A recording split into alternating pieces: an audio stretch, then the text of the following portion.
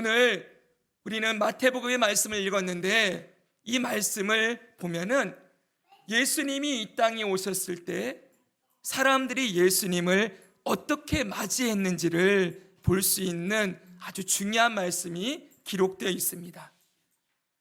예수님이 이 땅에 오실 때 예수님을 맞이한 이 사람들의 모습을 우리가 한번 살펴보면서 오늘 말씀의 제목이 성탄절을 맞이하는 우리의 자세인데, 이 성탄절을 우리가 어떤 태도로 맞이해야 될 것인지를 함께 살펴보겠습니다.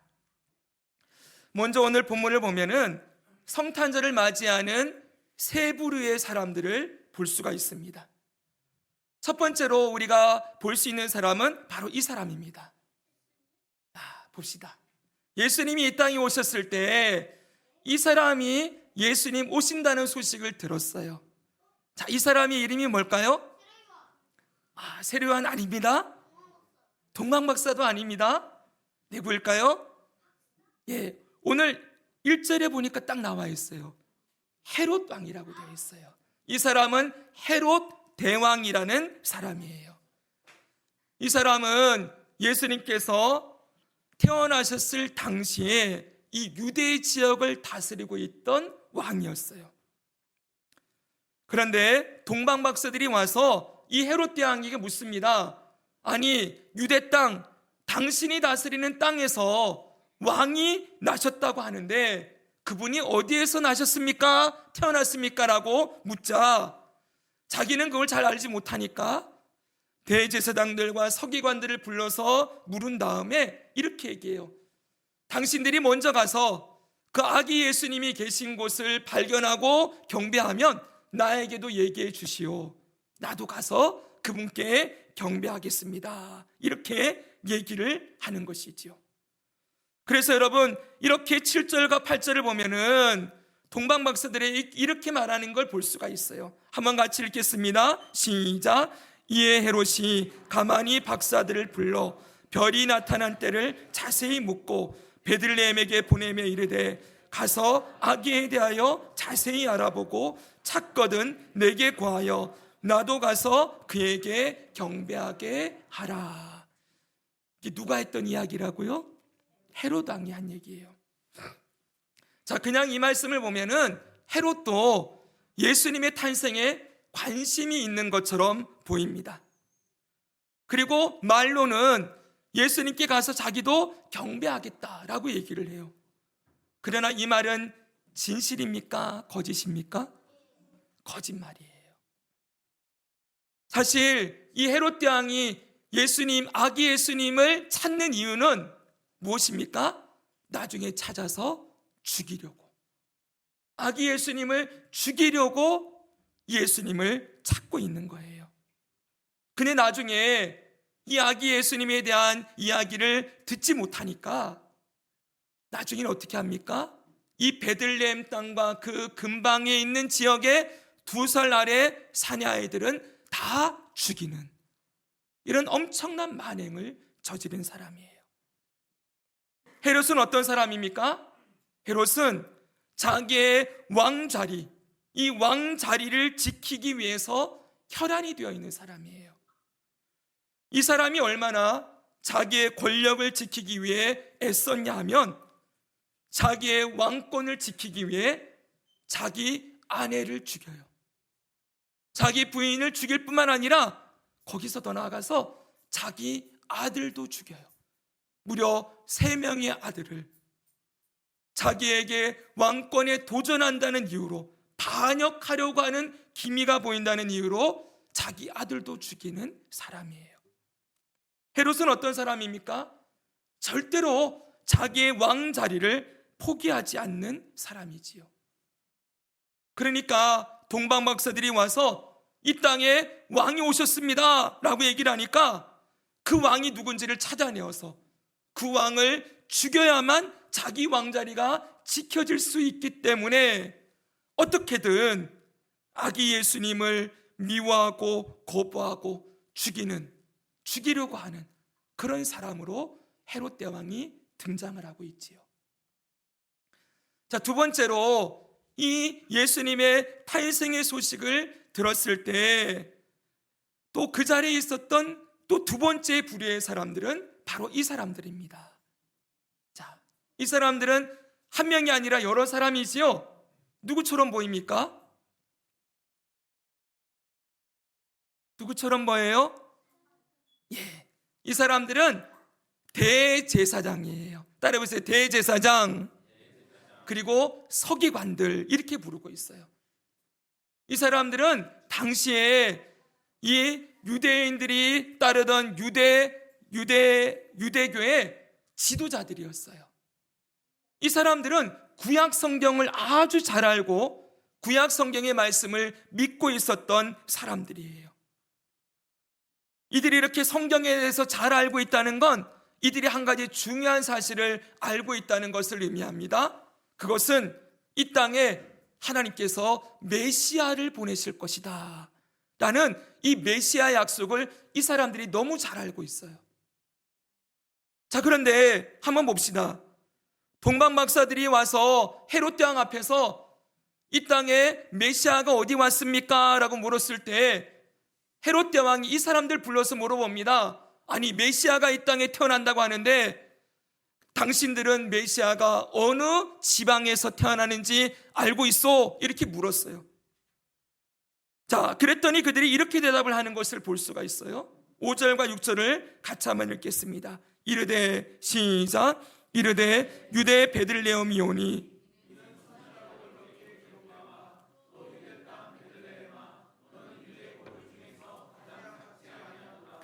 내게서 한 다스리는 자가 나와서 내 백성 이스라엘의 목자가 되리라 하였음이니이다. 자, 보십시오. 이들은 메시아가 어디서 태어날 거라는 거 알고 있어요? 어디라고 얘기를 해요? 그래요, 베들레헴. 베들레헴에서 메시아가 탄생할 거라고 우리는 알고 있습니다. 이 말씀은 원래 미가 선지자가 예언했던 말씀이지요. 구약 성경에 미가 선지자의 예언을 너무나 잘 알고 있고 헤롯 대왕이 물었을 때 딱 대답을 하는 거예요. 메시아는 베들레헴에서 나온다고 했습니다. 자, 그런데 여러분, 이들이 이 땅에 메시아를 보내시려는 하나님의 그 계획과 약속을 분명하게 알고 있음에도 불구하고 동방 박사들이 와서 메시아가 왔다, 왕이 태어났다 라는 이야기를 할 때 이들이 거기에 대해서 어떤 태도를 보이고 있습니까? 어떤 반응을 하고 있죠? 정말 이들이 메시아의 탄생에 관심이 있었다면 누구보다 빨리 베들레헴으로 달려갔든지 베들레헴에 수소문을 해서 야, 베들레헴에 어떤 이상한 징조가 보이지 않느냐?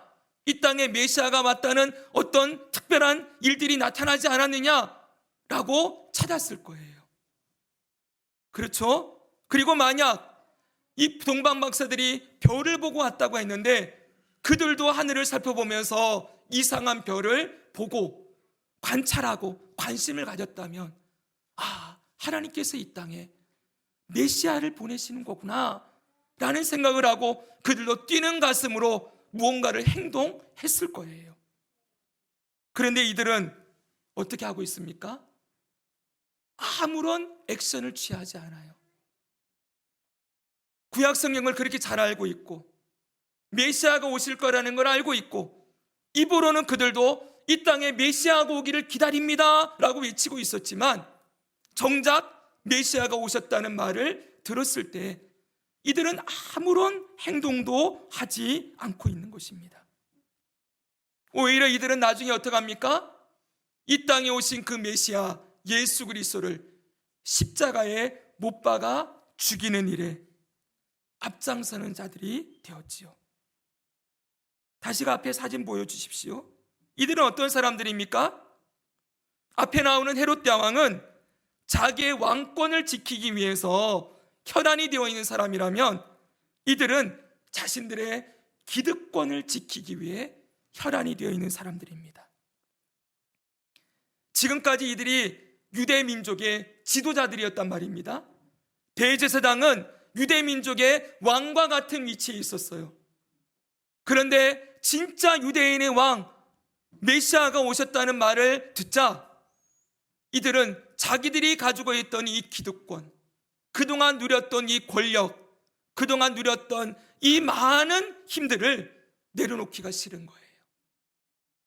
메시아에게 왔으면 그분께 모든 걸 내어드리고 그분이 오셨음을 찬양하고 경배해야 될 제일 1번인 사람들, 제일 첫 번째로 달려가야 됐을 이들은 자기들의 기득권을 내려놓기 싫음에 그 예수님을 받아들이지 않고 환영하지 않고 오히려 거부하는 사람들로 등장하는 것입니다. 자, 그러면 세 번째 부류의 사람들을 볼까요? 세 번째 부류의 사람들은 바로 동방박사들입니다. 자, 이들을 생각해 봅시다. 이들은 동방에서 온 박사들이라고 되어 있어요. 이 예루살렘, 이 유대 땅에서 동방 지역은 어느 지역입니까? 네, 메소포타미아 지역이에요. 거기에 바벨론이 있었고 조금 더 확장돼서 페르시아 제국이 있었고 아라비아 지역이에요. 아무튼 거기서 박사들로 존재하던 사람들이 지금 유대 땅으로 찾아오고 있는 것입니다. 그런데 여러분, 여기 동방 박사라고 되어 있는 걸 한번 생각해 보십시오. 이들은 유대인의 입장에서 보면 이방인들이에요. 유대인의 입장에서 보면은 그들은 하나님의 백성이 아닌 사람들이죠. 이방인들일 뿐입니다. 그리고 박사라고 하지만 정확한 출신 지역도 나오지 않고 이름조차도 기록되어 있지 않아요. 여러분, 내가 박사학위를 땄습니다 그러는데 어디에서 박사학위를 땄는지, 어디서 공부했는지 그 출처가 분명하지 않다면 그거 인정하기 어렵겠지요. 마찬가지라고 생각해 보십시오.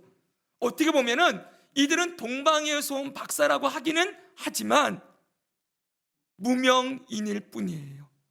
이름도 없고 출신도 모르고 배경도 모르는 무명의 사람 3명일 뿐이라는 사실입니다.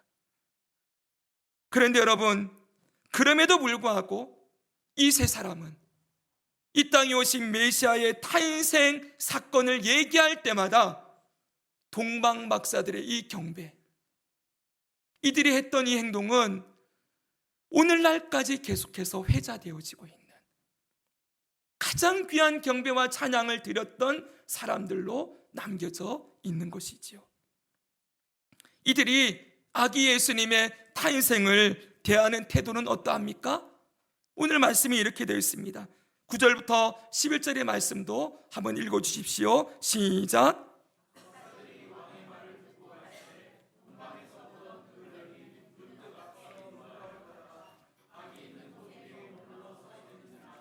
그들이 별을 보고 매우 크게 기뻐하고 기뻐하더라. 집에 들어가 아기와 그의 어머니 마리아가 함께 있는 것을 보고 엎드려 아기께 경배하고 보배압을 열어 황금과 유향과 모략을 예물로 드리니라. 아멘. 이들을 보십시오. 이들이 아기 예수님의 탄생을 어떻게 대하고 있습니까? 여기 중간에 보니까 매우 크게 기뻐하고 기뻐하더라. 크게 기뻐하고 기뻐했다고 하고 있어요. 그리고요, 이들은 아기 예수님 앞에 엎드려서 경배했다고 했어요. 예배를 드리는 것이지요. 그리고 3가지 예물을 예수님께 드렸습니다. 보십시오. 이들은 비록 이방인들이고 무명의 사람들이지만 아마도 기독교 역사 가운데 또 기독교인들 가운데 가장 유명한 이들일 거예요. 이들은 예수님의 탄생을 앞에서 언급한 대로 탄생의 순간에 가장 귀한 경배와 찬양을 드린 인물들로 지금도 남아있는 사람들인 것이지요. 자, 사랑하는 여러분, 지금 우리는 이 마태복음 2장의 말씀을 통하여 예수님의 탄생 앞에 서 있는 세 부류의 사람들을 보았습니다. 그런데 한번 생각해 봅시다. 여러분, 이 기록은 마태 마태라는 예수님의 제자가 기록한 책입니다. 마태복음은. 그런데 우리는 이 책의 원래 저자, 원저자는 누구라고 믿습니까? 성령 하나님. 하나님이 직접 기록하신 책이지요. 믿습니까? 아멘. 우린 그렇게 믿습니다. 그럼 여러분, 하나님께서 마태를 통하여 이 탄생 기사를 기록하게 하셨을 때 항상 여러분, 우리는 무슨 글을 읽을 때마다 꼭 관심을 가져야 되는 건 저자의 기록 의도, 저자가 이 글을 기록하는 의도와 목적을 읽어내야 되지요. 그게 중요하지 않습니까?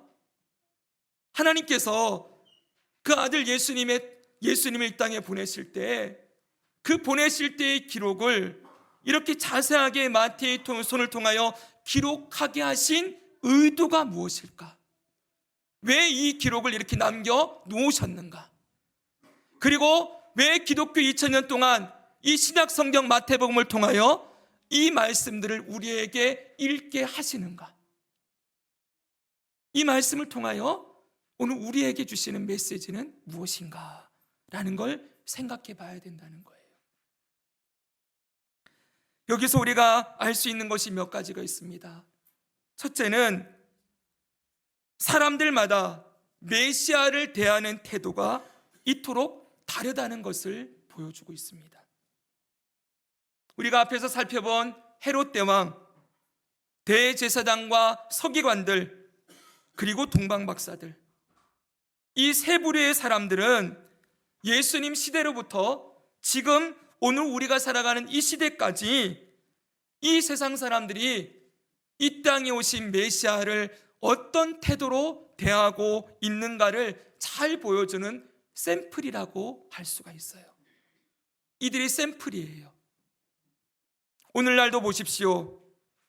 오늘날 예수 그리스도의 탄생의 소식은 누군가에게는 가장 기뻐하고 즐거워할 만한 사건이지만 누군가에는 저와 나와 아무런 상관이 없을 뿐 아니라 오히려 예수님의 옛자만 들어도 극도로 혐오하고 싫어하는 대상으로 그렇게 예수님을 대하고 있어요. 또 어떤 이들은 관심을 조금 가지는 것 같지만 결국은 나랑 관계없는, 나에게 아무런 유익이 되지 않는 분으로, 그런 사건으로 예수님의 탄생과 예수님을 대하는 사람들도 있는 것이지요. 조금 더 깊이 들어가 볼까요? 헤롯 대왕을 다시 보겠습니다. 이 사람은 메시아의 탄생을 어떻게든 지워버리고 없애버리려고 하는 사람이에요. 왜 그랬습니까? 앞에서 언급했듯이 내가 왕인데 다른 왕이 등장하는 꼴을 볼 수가 없는 거예요.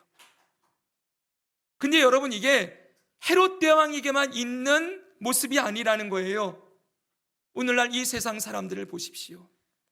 이 땅에 어떤 의미로 헤롯 대왕과 같은 태도로 살아가는 사람이 얼마나 많이 있습니까?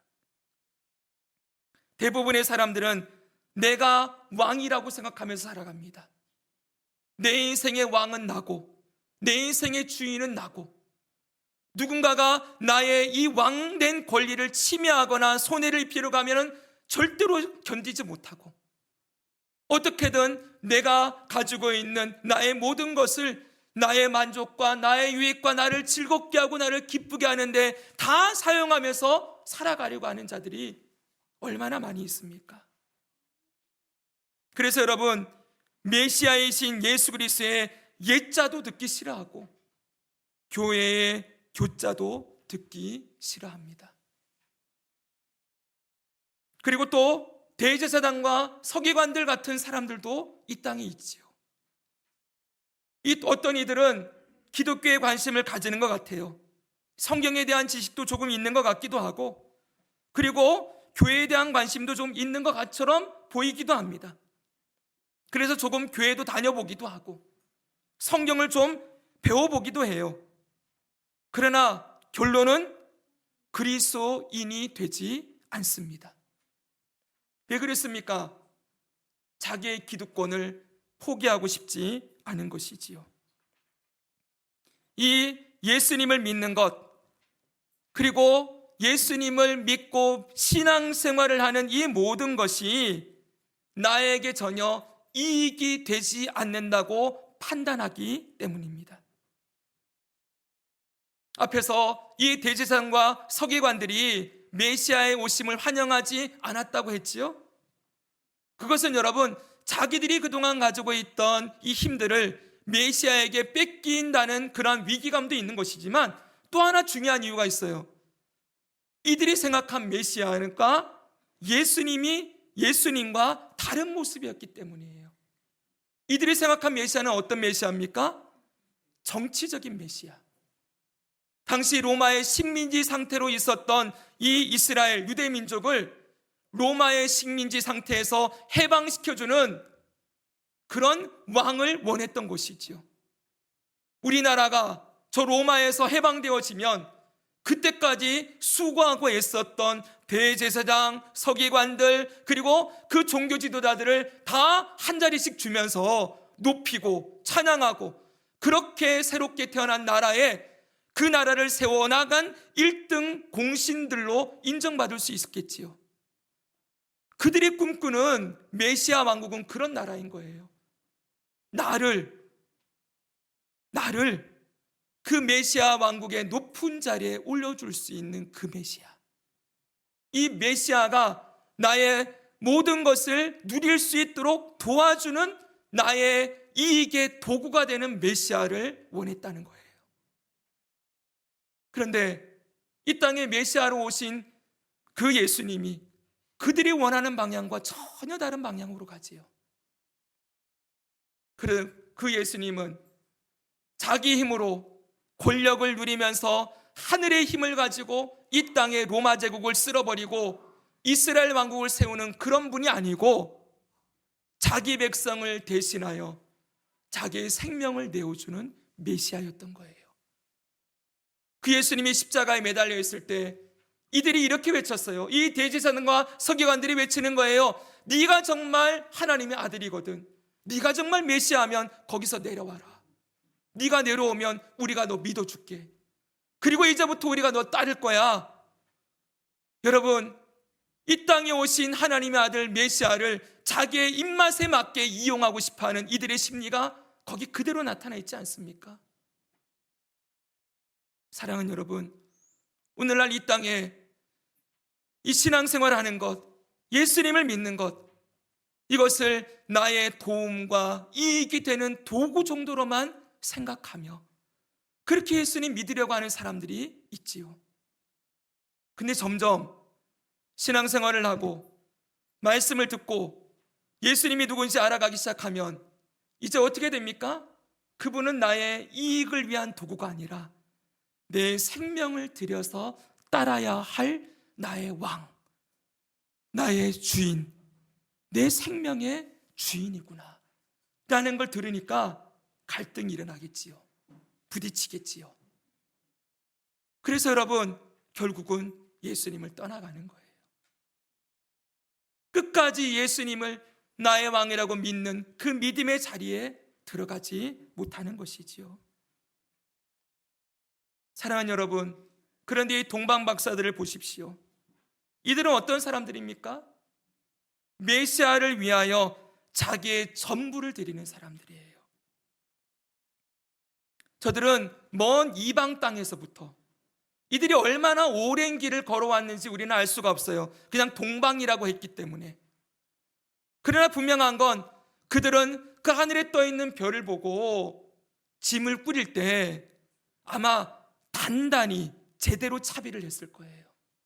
아주 먼 길을 가야 될 것이다. 여러분, 그들은 그 먼 길을 떠나오는 그 결단과 결심을 가지고 그 먼 길을 이들이 낙타를 타고 온 그림으로 우리가 많이 알고 있잖아요. 무엇을 타고 왔든지 오랜 기간 동안 여행을 했을 거예요. 그리고 여러분, 마침내 그 아기 예수님의 탄생을 맞이했을 때 이들이 크게 기뻐하고 기뻐했더라. 그리고 자신들이 드릴 수 있는 최고의 예물을 드리며 예수님을 높여 드리고 있습니다. 사랑하는 여러분, 오늘날 우리가 살아가는 이 세상은 바로 이런 세상입니다. 누군가는 예수님의 탄생을 거부하고 예수님을 끝까지 받아들이려고 하지 않고, 누군가는 예수님을 자신의 이익을 따라 이용하는 도구로 생각하려고 하는 반면에, 누군가는 자신의 모든 것을 들여서 그 예수님을 찬양하고 경배하고 예수님을 섬기는 길을 걸어가는 사람이 있다는 것입니다. 여러분, 오늘 말씀에서 나오는 이 세 부류의 사람들은 그때나 지금이나 이 세상에 계속 이어지고 있어요. 오늘 우리는 어떤 사람들입니까? 어디에 속한 사람들입니까? 이 동방 박사들에게 속한 사람이시지요? 네, 여러분, 저와 여러분은 바로 이 세 번째 등장하는 동방 박사들과 같은 부류의 사람들이라는 것 잊지 맙시다.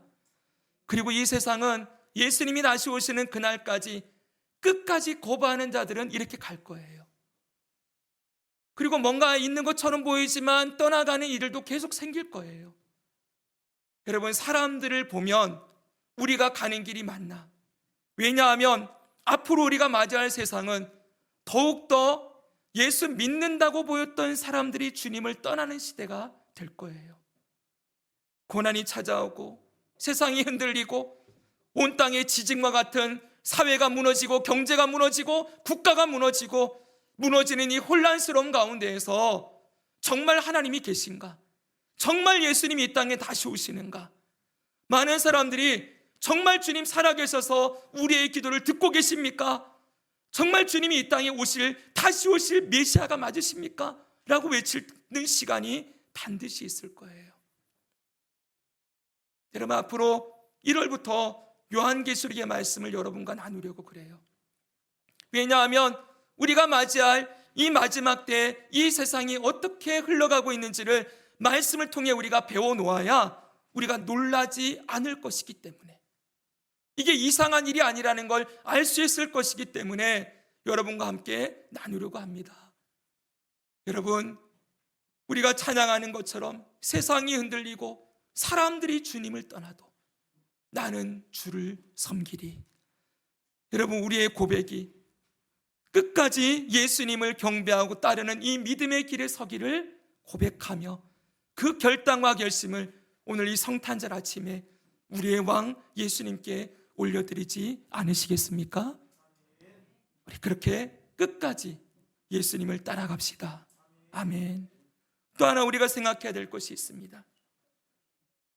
다시 생각해 볼 것은 동방박사들의 경배의 모습이에요. 앞에서 언급한 대로 이 유대에 오신 메시아를, 유대 땅에 오신 메시아를 제일 기뻐하고 환영해야 될 사람들은 이들이 아니에요. 그 땅에 살고 있던 유대인들, 그리고 그 땅의 종교 지도자들이지요. 사실 보면 이건 굉장히 아이러니한 일이에요. 정작 제일 기뻐해야 될 사람들은 시무룩하게 아무런 관심도 없고, 정작 주님과 상관없는 것 같은 사람들이 저 멀리에서 달려와가지고 기뻐하며 경배를 올려드리고 있는 것이지요. 어떻게 보면 뭔가 다 바뀌어 있어요. 여러분, 이렇게 바뀌어 있는 이 말씀, 이 기록을 우리에게 전해주는 이유가 무엇이겠습니까?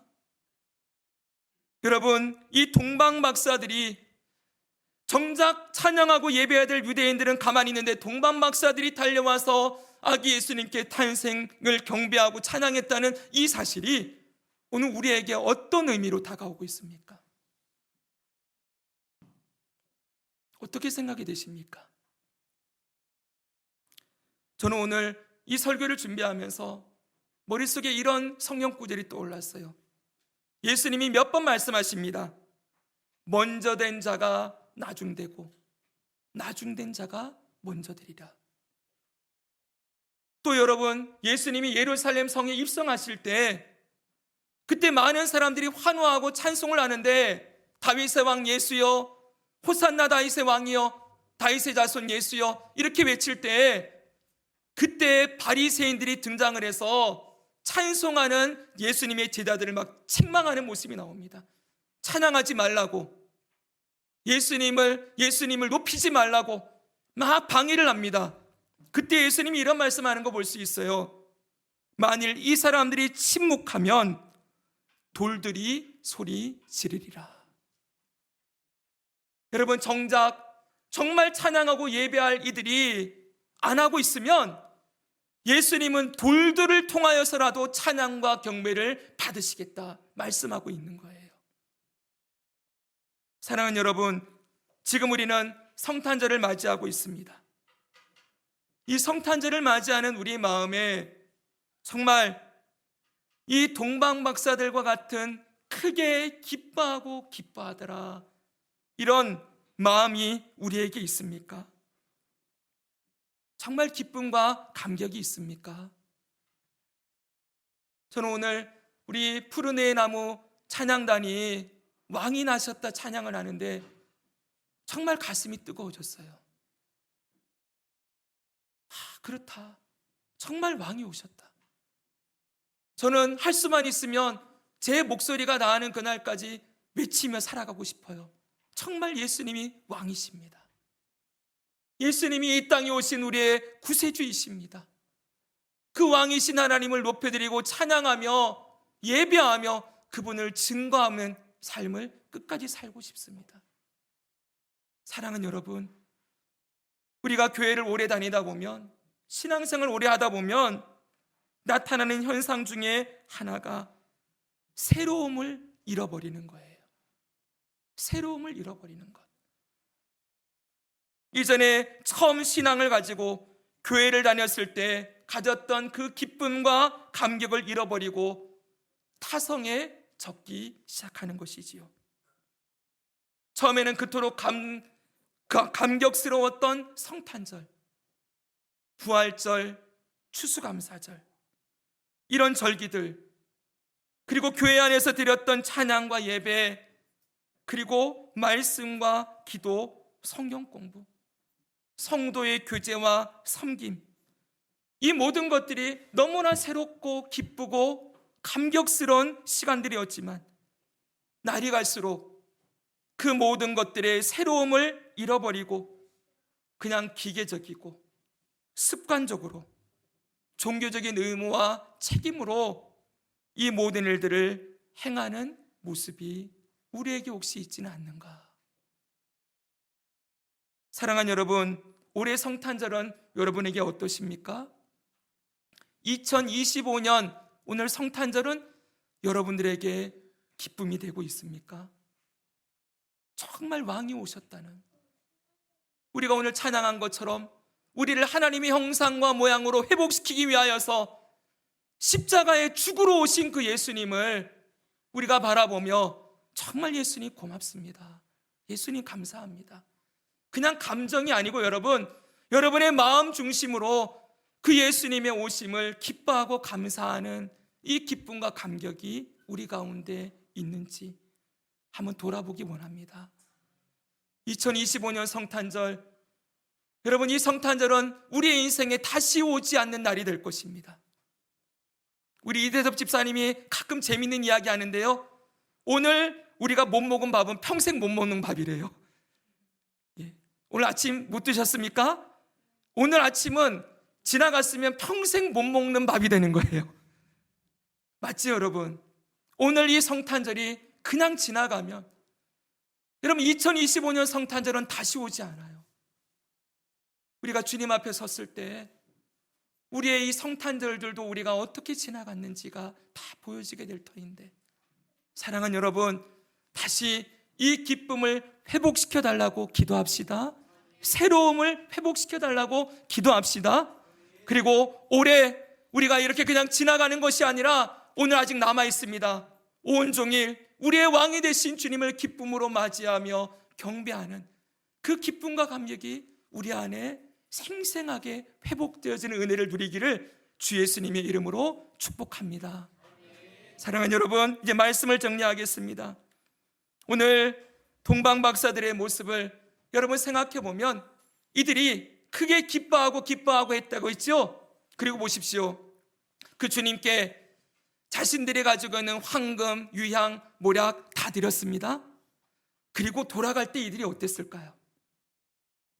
돌아갈 때, 야, 그 먼 길을 갔다 왔더니, 그리고 가진 거 다 드렸더니 돌아갈 때 허탈하다, 야, 힘들었다, 이제 끝났다. 그리고 돌아갔을까요? 아니겠지요. 이들이 돌아가는 그 시간도 가슴이 벅차올랐을 거예요. 야, 우리가 왕을 만났어. 우리가 이 땅에 오신 예수 그리스도를 만났어. 여러분, 사실 이들은 그 아기 예수님에게 받은 건 아무것도 없어요. 그 아기 예수님이 그들에게 뭘 주겠을 수 있겠습니까? 그렇죠, 여러분. 근데 이들은 사실 다 드렸어요. 자신의 시간도 드리고, 자신의 힘도 드리고, 가지고 있는 모든 것들을 다 드렸을 뿐인데, 드리고 돌아가는 길에도 이들은 마음에 감사와 감동이 벅차 올랐을 것입니다. 저는 여기서 우리를 향하신 아버지의 마음을 보게 됩니다. 여러분, 아들 예수님이 이 땅에 예수님 보내실 때, 하나님 아버지께서 아들을 보내실 때, 야, 괜히 보냈다, 야, 보냈더니 기껏해야 십자가 못 박아 죽이네, 저 나쁜 놈들, 이런 마음으로 예수님을 보내실까요? 아니시겠지요. 예수님은, 하나님은 우리에게 다 주시고도 기뻐하셨어요. 아멘이시죠? 너무나 기뻐하셨어요. 기쁨으로 이 땅에 독생자를 보내셨어요. 다 주시기까지. 여러분, 오늘 우리가 찬양을 드렸습니다. 우리가 오늘 시간을 드렸습니다. 그리고 성탄 감사 예물도 드렸습니다. 여러분, 드린 여러분의 영혼에 드림으로써 감사하는 그 중심도 회복되어지기를 축복합니다. 다 드려도 아깝지 않을 주님, 내가 일평생 나의 모든 걸 드려서 주님을 경배하고 찬양하며 살아가겠습니다. 이렇게 헌신과 섬김의 결단이 살아있는 성탄절 오늘 보내시기를, 그리고 일평생 우리가 그 예수님을, 이 헤롯 왕과 같은 사람들이 가득한 이 시대, 대제사장과 서기관들이 가득한 이 시대 가운데 우리는 끝까지 나의 왕 대신 예수를 따르고 예수님께 감사하고 예수님께 다 드려도 날마다 기쁨으로 주님을 따라가는 이 귀한 믿음의 길을 함께 걸어가게 되기를 우리 주 예수님의 이름으로 축복합니다.